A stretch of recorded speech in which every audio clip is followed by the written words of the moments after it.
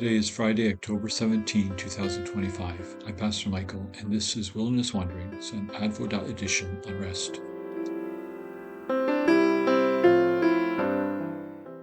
Our text is Exodus 20, verses 8 to 11. Remember the Sabbath day by keeping it holy. 6 days you shall labor and do all your work, but the seventh day is a Sabbath to the Lord your God. On it you shall not do any work, neither you, nor your son or daughter, nor your male or female servant, nor your animals, nor any foreigner residing in your towns. For in 6 days the Lord made the heavens and the earth, the sea, and all that is in them. But he rested on the seventh day. Therefore the Lord blessed the Sabbath day and made it holy. Sabbath keeping is an art form in which we resist certain values, refusing to allow them to define our identity and way of life. Within the Ten Commandments, it gets a place of prominence, linking our relationship to God with our relationship to fellow humans. It gets the most words. Consider these things with me. In Egypt, Pharaoh was God. His word was an iron law. But he was an anxious God, worrying about his dreams. Knowing that famine was coming, he gathered resources. When the hungry people came to him for food, instead of sharing his wealth, he sold his resources so that all of Egypt, including his people, belonged to him. God indeed, he controlled everything. In such a world, everyone worked for Pharaoh, and every person, including neighbors and family, was competitor for the scarce resources that Pharaoh passed out. Competition raged. Everyone was anxious.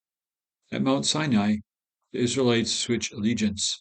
They commit themselves to the God of Abraham, who freed them from Pharaoh's clutches. But what kind of God is he?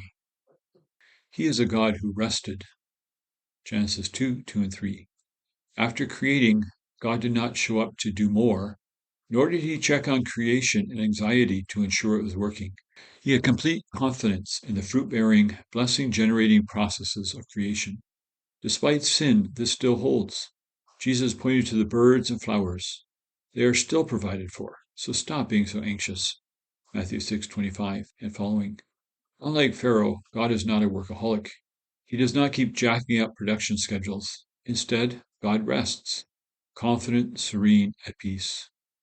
God's rest bestows on us a restfulness that contradicts the drivenness of the system of Pharaoh and of our own day.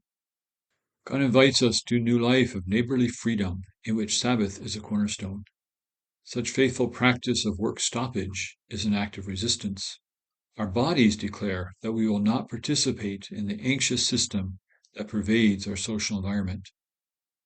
We will not be defined by business and by pursuit of more, in either our economics or our personal relations. Our life does not consist in production. Sabbath invites us into a life that does not consist in frantic production and consumption, reducing everyone else to threatened competitor. Sabbath permits a waning of anxiety, redeploying energy to the neighborhood, to exchange anxious productivity with committed neighborliness. This practice creates an environment of security and respect and dignity that defines how we live and how we view others. As you journey on, go with this blessing. Go to Jesus, and he will give you rest and an easy yoke. May the presence of God go with you and give you rest.